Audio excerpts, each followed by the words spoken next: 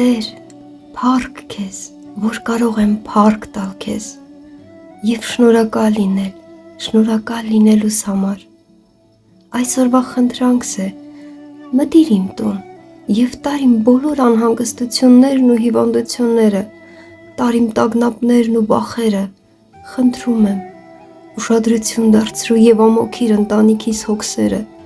հանուն Հիսուսի, լցրու իմ հոգին, հայրենիքս, որդուդ փրկարար խաղաղությամբ, թող նրա կենարար լույսը ողողի մեր անցնելիք շավիղները, թող նրա բժշկարար ձեռքը հպվի յուրաքանչյուրիս, թող բժշկվի ամեն մի մարդ, որ փնտրում է իր օգնությունը, իր օրհնությունը, փառք քեզ այսօր եւ հավիտյանս հավիտենից, ամեն։